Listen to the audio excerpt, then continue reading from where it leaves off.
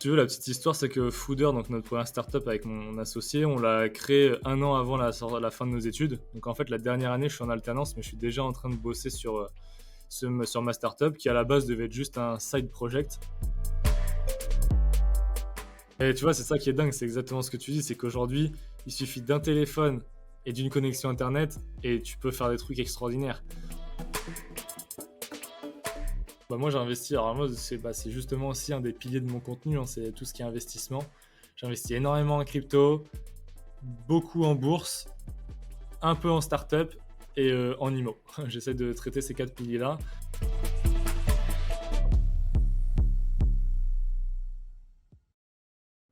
Bonjour tout le monde, bienvenue pour ce nouveau numéro de Débrouillard. Je suis super content. Aujourd'hui, j'accueille euh, un invité qui répond complètement à l'intitulé de mon podcast, un débrouillard tout plein, 5 étoiles. Hugues Trijas, j'espère que j'ai bien prononcé le nom. C'est ça. Tu vas bien? Ouais, très bien, très bien. Bah écoute, merci beaucoup de l'invitation. Ravi de partager ce moment avec toi et de venir répondre à toutes les questions et de pouvoir échanger sur ce format-là. Donc très, très content d'être là et je vais très bien. Je te retourne la question, est-ce que tu vas bien de ton côté? Bah super, hein? La forme, j'ai plein de sujets pour toi. On va parler de créateurs économiques, de TikTok, de Ouais. LinkedIn, un média sur lequel ça fait à peine 2 ans que tu t'es lancé, puis tu commences à tout péter petit à petit. Mais avant, je te propose, si tu le veux bien, mon cher Hugues, est-ce que tu peux te présenter succinctement? Ouais, bah écoute, avec plaisir. Donc Hugues, 25 ans. Je suis né en Bretagne à Rennes, parce que les Bretons on est assez fiers, donc on aime bien le répéter. Mais aujourd'hui, je vis sur Montpellier. J'ai fait un cursus très rapide sur la partie école de commerce, en alternance. Parce que je trouve que c'est important de le souligner, parce que ça permet d'acquérir une vision du boulot, de tout ce qui va autour du monde professionnel. D'ailleurs, ça c'est un choix très perso, mais je pense que l'alternance devrait être obligatoire tellement c'est enrichissant. Et en fait, à la suite, je me suis tout de suite lancé dans l'entrepreneuriat. Donc, j'ai lancé ma première startup qui s'appelait Fooder, qu'on a revendu avec mon associé un an après. Et après, j'ai lancé une agence de com spécialisée sur LinkedIn qui s'appelle Link. Et là, qui vient d'être rachetée par Kudak. Et finalement, aujourd'hui, qu'est-ce que je fais? Je suis toujours sur cette partie LinkedIn que je développe sous la partie Kudak. Et à côté, je crée du contenu sur tous les réseaux sociaux qui peuvent exister sur cette planète. Et sinon, plutôt entrepreneur dans l'âme, c'est vraiment ça qui me passionne, c'est entreprendre, créativité et surtout la liberté que je peux avoir au quotidien. Voilà pour la petite présentation. Yes. Limite, on ressent de l'artisanat dans ta façon d'aborder les médias sociaux, surtout avant, par exemple, que tu n'arrives sur LinkedIn. Tu avais déjà quand même roulé ta bosse au niveau de TikTok où tu as une communauté, je crois, un peu plus de 800 000 abonnés maintenant. Ouais, tout à fait. Alors sur TikTok, je me suis lancé après LinkedIn, mais c'est vrai que Ah, ah ouais, ça a pas mal explosé. En fait, je me suis lancé sur les réseaux sociaux en mars 2021. ok. Donc ça fait un an et demi et ouais, ça a pas mal explosé. Environ 2 millions de personnes qui me suivent au cumulé, mais 800 000 sur TikTok, ouais. Yes. Sur Instagram aussi, j'ai vu que tu as une grosse communauté, pas moins de 400 000 si je ne m'abuse. Ouais, Tout ça, 400 c'est 000, c'est ouais. au même moment que tu as lancé ces différents Ouais, canaux. ouais, ouais. Instagram, un mois plus tard que TikTok, mais en gros, c'est mars-avril 2021, quoi. Donc, il y a un an et demi. Yes.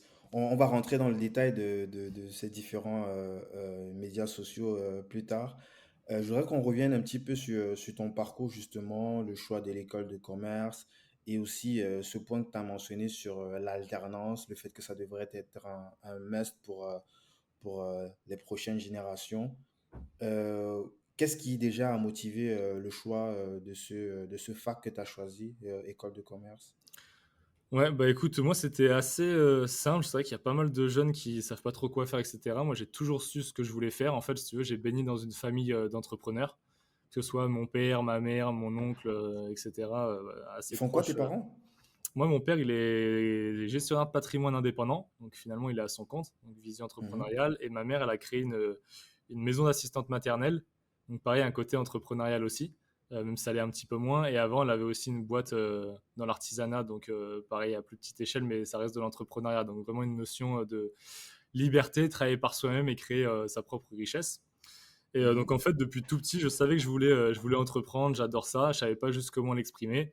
Et en fait, l'école de commerce, c'était un petit peu la suite logique à tout ça, pour apprendre les bases, on va dire, un petit peu de tout, et pas me fermer les portes et de m'ouvrir le plus de portes possible. Je savais pas spécialement si j'allais entreprendre tout de suite à la fin de l'école, à 30 ans, 35 ans. Franchement, c'était un peu indécis. Et ça s'est affiné au fur et à mesure des années.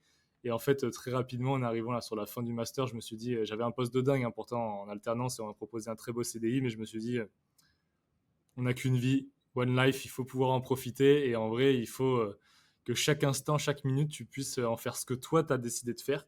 Et rien de mieux que l'entrepreneuriat pour ça, pour décider de son planning, de son agenda. Alors finalement, au final, je travaille beaucoup plus que quand j'étais salarié, hein. Mais je m'éclate. Il y a un feu intérieur. J'ai pas l'impression spécialement de travailler, mais je fais beaucoup d'heures. Yes. Et la propale que tu as eue, c'était avec la boîte où tu étais alternant. C'est Ouais. Sage, c'est ça? Non, c'est Use. Ah, J'étais d'accord. chez Use.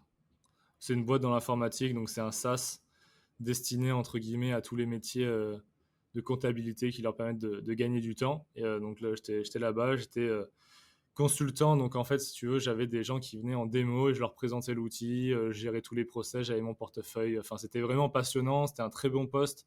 Je m'éclatais, la boîte elle explose absolument tout parce que quand je suis arrivé, j'étais le 50e dans la société. Aujourd'hui, ils sont plus de 400. Donc Wow. en 3 ans là, donc ça a tout pété. Euh, donc voilà, non, je m'éclatais, j'aurais vraiment pu accepter cette proposition, mais j'ai fait le choix de faire une prise de risque au début. Mais d'un autre côté, c'est la prise de risque la moins risquée que j'aurais pu faire, parce que quand tu te lances dans l'entrepreneuriat à 23 ans, t'as pas d'enfant, t'as pas de crédit maison, t'as pas trop de charges, t'as pas trop de stress. Donc même si tout foire, entre guillemets, t'as juste perdu du temps. Donc c'était pas bien méchant, quoi. Yes. Du coup, quand tu refuses la proposition, tu as déjà les idées claires sur ce que tu vas faire ou tu as un truc en parallèle que tu faisais déjà et dont tu avais besoin d'un peu plus de temps pour Ouais, développer? ouais, bah en fait, si tu veux, la petite histoire, c'est que Fooder, donc notre première startup avec mon associé, on l'a créé un an avant la fin de nos études. Donc en fait, la dernière année, je suis en alternance, mais je suis déjà en train de bosser sur ma startup qui à la base devait être juste un side project, mais en fait qui s'est vachement développé. Il y a vachement eu d'engouement sur la dernière année d'alternance. C'est pour ça que j'ai fait le choix de aussi me lancer à 100% dans la startup puisque j'avais des petites perspectives qui étaient intéressantes derrière et je me suis pas lancé en mode bon bah demain j'ai plus d'emploi, qu'est-ce que je vais faire, tu vois. Donc je me suis vraiment lancé avec Mhm. une idée, un concept qui était déjà établi. Et pour faire très simple, le concept c'était donc dans la restauration. Moi, je travaillais entre Émargues et Montpellier, pour ceux qui connaissent.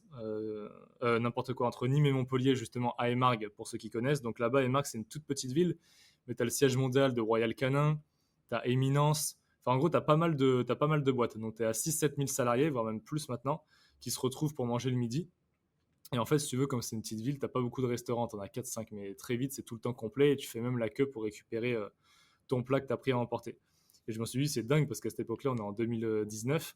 Je me dis, c'est dingue qu'il n'y ait pas moyen d'automatiser ça et qu'on puisse pas finalement récupérer son plat qu'on a commandé en amont du click and collect, quoi. Aujourd'hui, ça s'appelle comme ça, mais à l'époque, c'était un peu au brouillon, il n'y avait pas trop de solutions comme ça. On Et est en en quelle gros, année avec, là? Juste pour en situer un petit peu. 2019, 2019, 2019, ok. Mhm. donc avant le Covid et tout.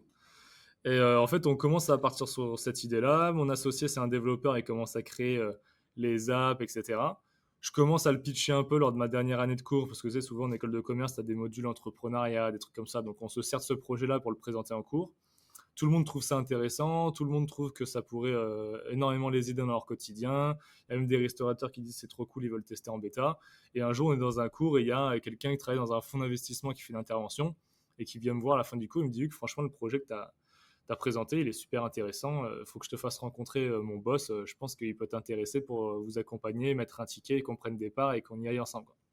Et en fait, ça a été un accélérateur. Ce qu'on les rencontre, ils sont super chauds. Ils nous accompagnent, ils nous ouvrent des portes, etc. Donc au final, ça s'est pas spécialement fait derrière l'entente parce qu'ils étaient trop gourmands et pour pas assez. Mais bon, mine de rien, nous, ça nous a permis de voir qu'il y avait un vrai potentiel sur le sujet. On a mis les bouchées doubles, donc on a pas mal bossé. Et en fait, si tu veux, avec le Covid qui est arrivé en 2020, bah, ça nous met un coup d'accélérateur de dingue puisque le click and collect explose à ce moment-là parce que les gens découvrent qu'il peut exister des solutions comme ça. Et on fait un start qui est énorme puisque si tu veux, pour te donner des métriques sur ce marché-là, on avait des concurrents qui étaient là depuis 5 6 7 ans qui avait à peu près entre 500 à 1000 clients. Et nous, les tout premiers mois où on se lance, on a déjà 300 clients, quoi. Donc, on a déjà comblé une grosse partie du retard en quelques mois seulement. Et c'est pour ça qu'il y avait une belle traction et qu'on se lance à ce moment-là, quoi, à 100%.